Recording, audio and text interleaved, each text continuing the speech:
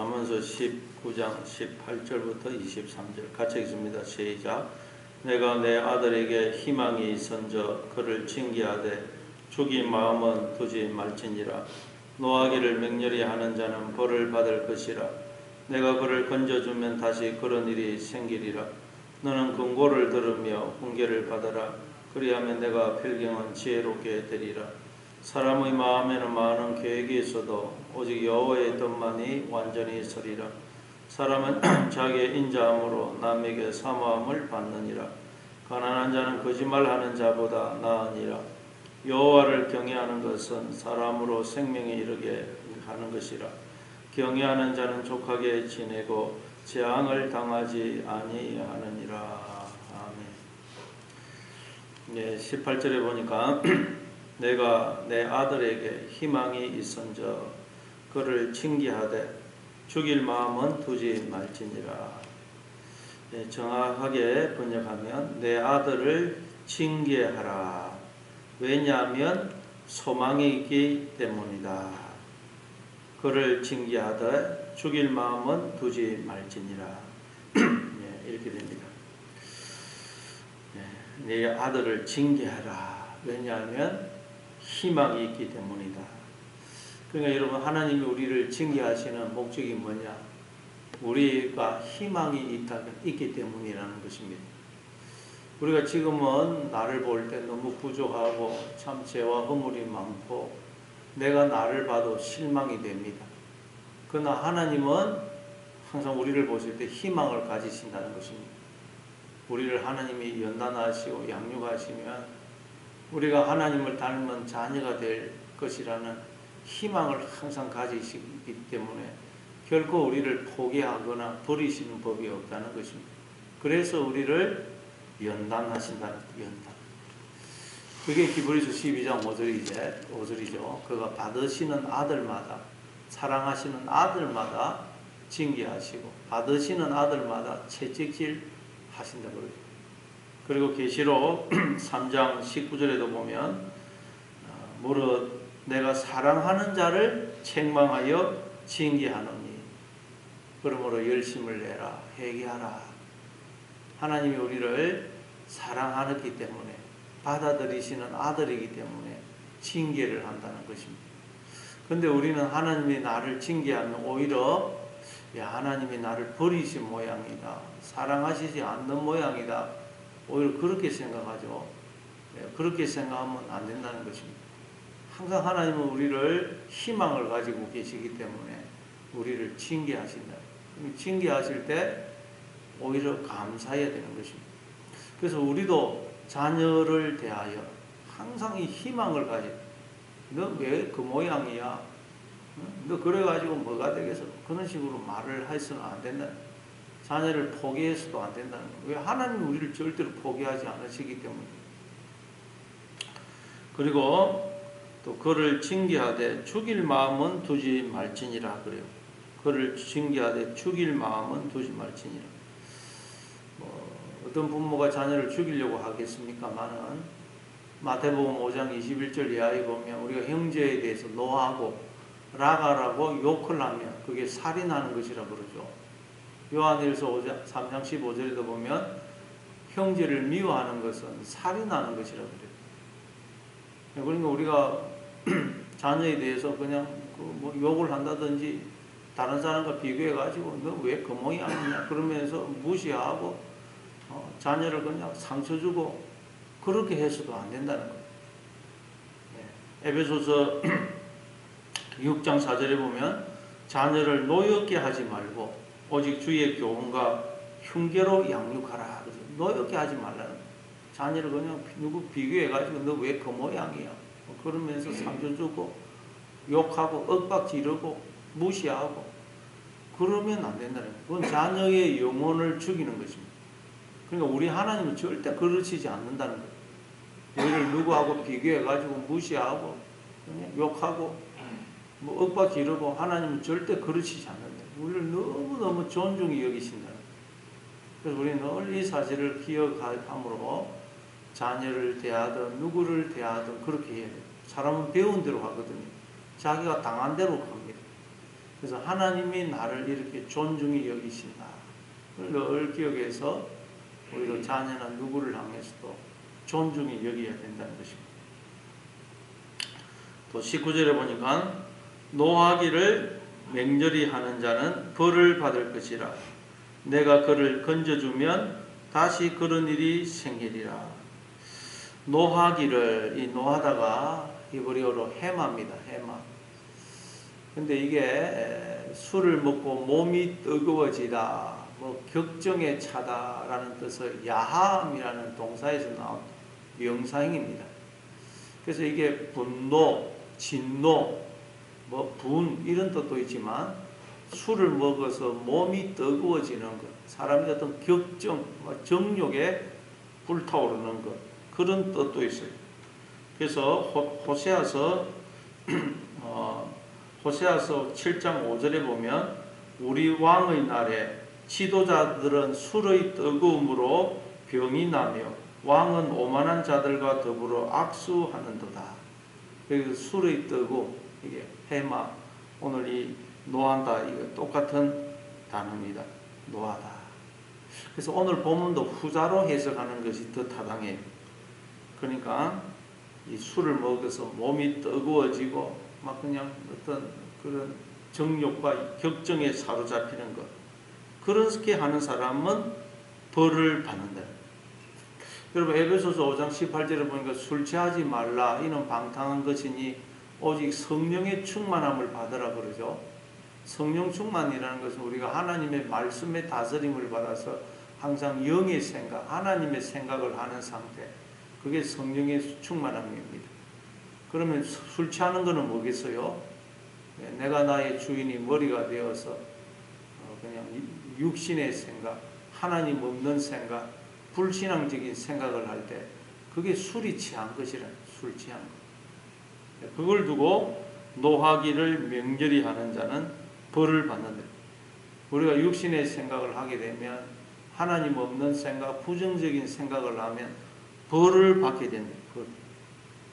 이건 하나님이 우리를 일부러 벌을 주신다기보다는 우리가 육신의 생각, 부정적인 생각, 불신앙적인 생각을 해서 두려워하고 불안해하고 염려하고 걱정하고 미워하고 하는 그 자체가 벌입니다. 그 자체가 벌.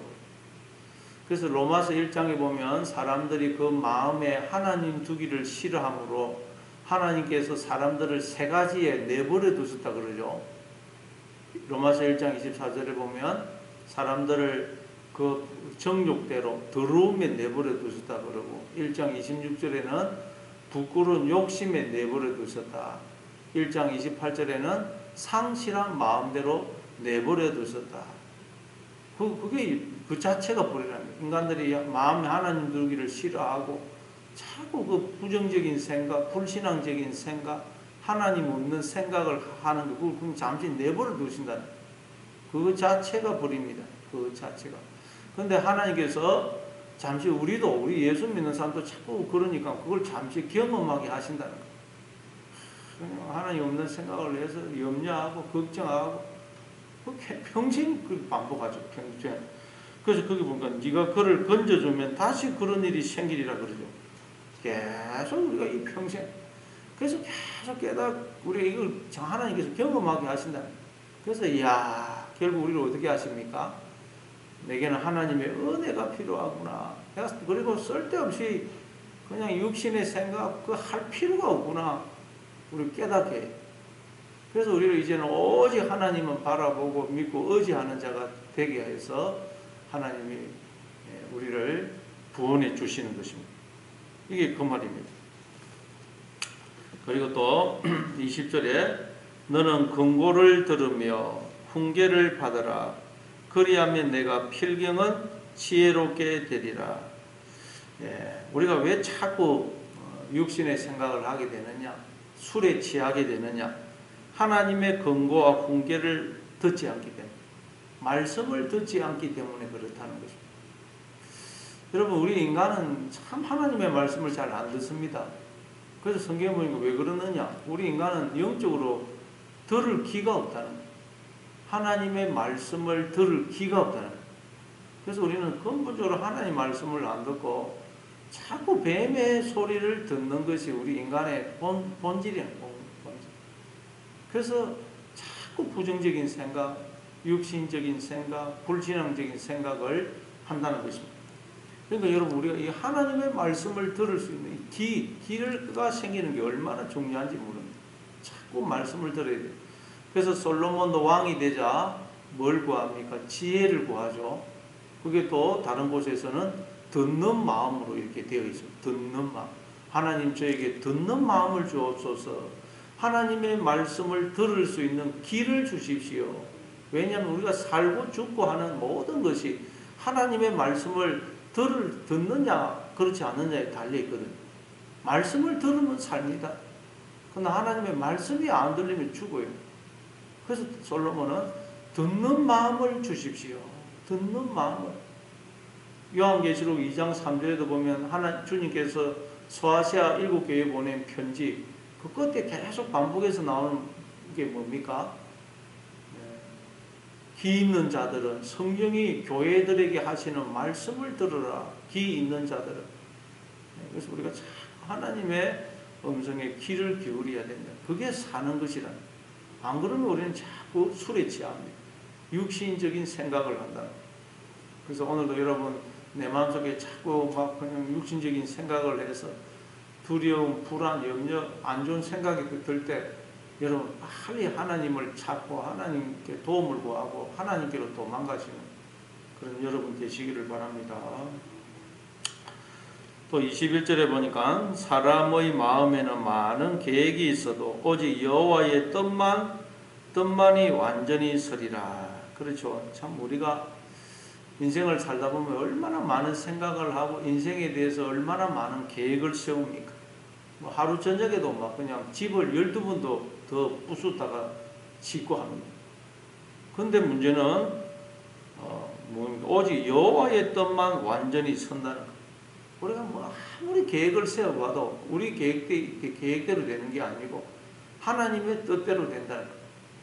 그럼 우리가 인생을 살아보니 그걸 깨닫게 되죠. 얼마나 우리가 쓸데없는 생각, 걱정, 염려를 많이 합니까? 지나고 보면 그 필요가 없다는 걸 깨달아요. 오직 하나님의 뜻만 이루어지는 것입니다. 그래서 시편 105편 19절에도 보면 곧 여호와의 말씀이 응할 때까지라. 그의 말씀이 그를 연단하였도다. 말씀이 응할 때까지 하나님께서 요셉을 이끌어 가시다. 하나님께서 요셉에 대한 목적을 세우시고 그 목적지를 향하여 하나님께서 정하신 계획대로 요셉의 인생을 이끌어 가시다.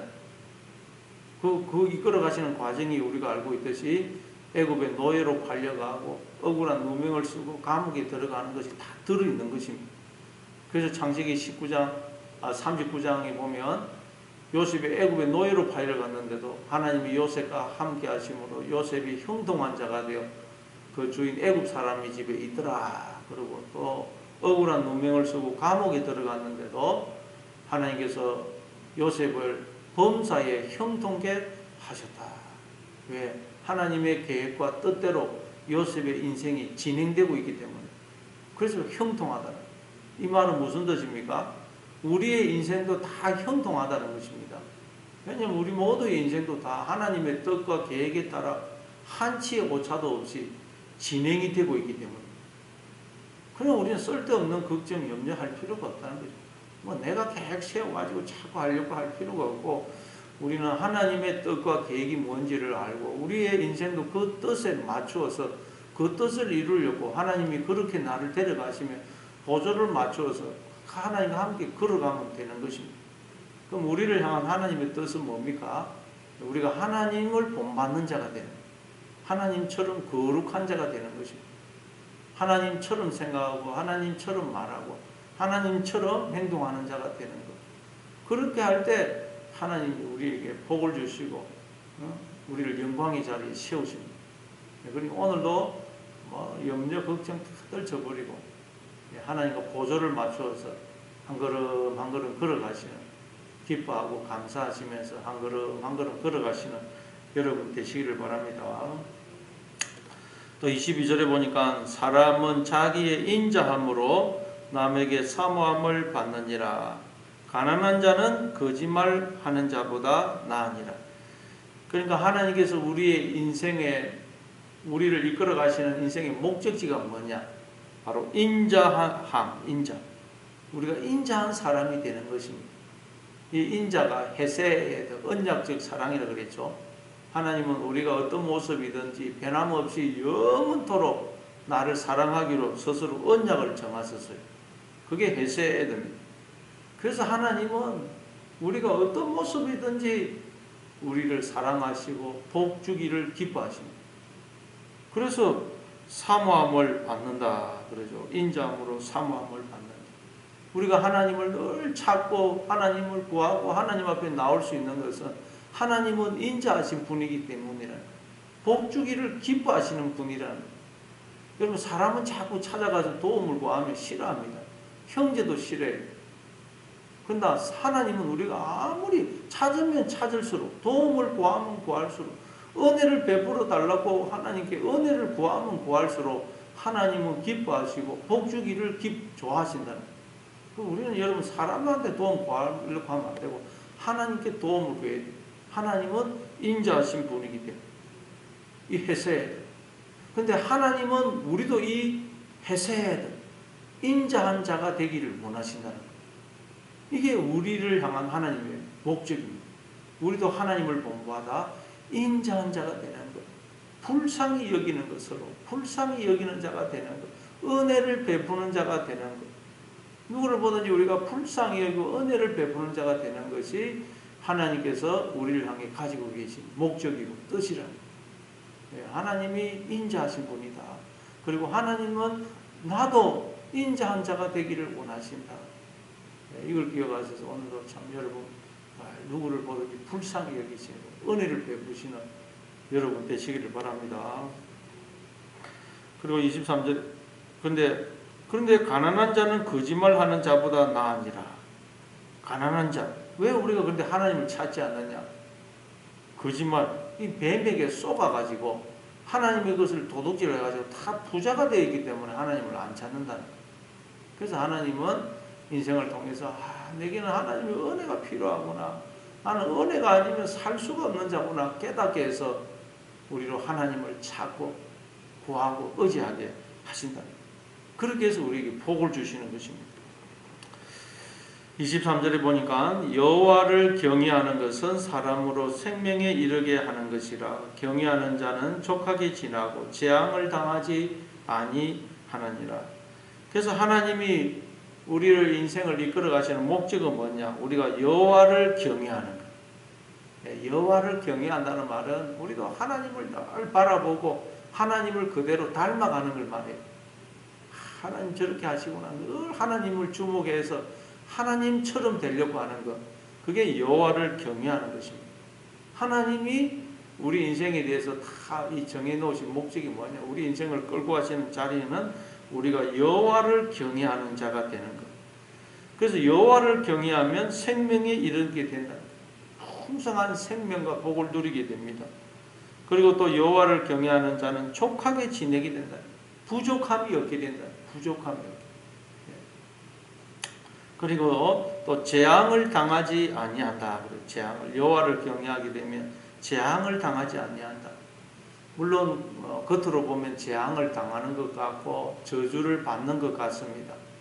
그러나 지나고 봤더니 재앙이라고 생각했던 것이 사실은 재앙이 아니고 나를 복의 자리, 영광의 자리에 세우시려는 하나님의 손길이었고 은혜였음을 알게 되는 것입니다.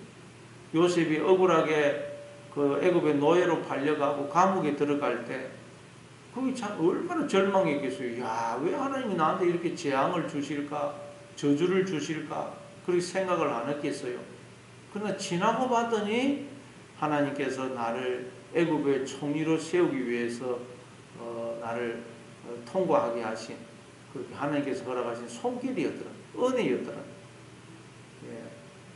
요업이 당한 그 엄청난 재앙도 하나님께서 요업에게 갑절의 복을 주시기 위해서 그를 정금 같은 믿음으로 만들어내기 위해서 허락하신 손길이었고 은혜였던 것입니다. 다윗도 마찬가지고 모세도 마찬가지고 사도 바울도 몸에 가시가 있어가지고 하나님 왜 나한테 이런 저주를 재앙을 허락하실까? 이것 좀 없애주십시오. 기도했더니 내 은혜가 내게 족하도다. 이는 내 능력이 약할 때 약한 데서 온전해짐이라. 그래서 내가 이후로는 여러 약한 것들에 대해서 자랑하겠다. 그러게요. 알고 봤더니 재앙이라고 생각했던 것들이, 저주라고 생각했던 것들이 오히려 은혜더라는 은혜. 그래서 여호와를 경외하면 재앙을 당하지 아니한다. 그래서 오늘도 여러분 술 취하지 마시고 오직 하나님의 음성에 귀를 기울이고 하나님만 바라보심으로 오늘도 여호와를 경외함으로써 어떤 일을 만나고 어떤 상황에 처하도 두려워하지 말고 오늘도 기뻐하고 감사하고 하나님이 한치 오차도 없이 나를 하나님의 그 정하신 목적지로 복의 자리, 영광의 자리로 인도하신다 하는 것을 기억하고 감사하며 하루하루를 사시는 여러분 되시기를 바랍니다. 우리 말씀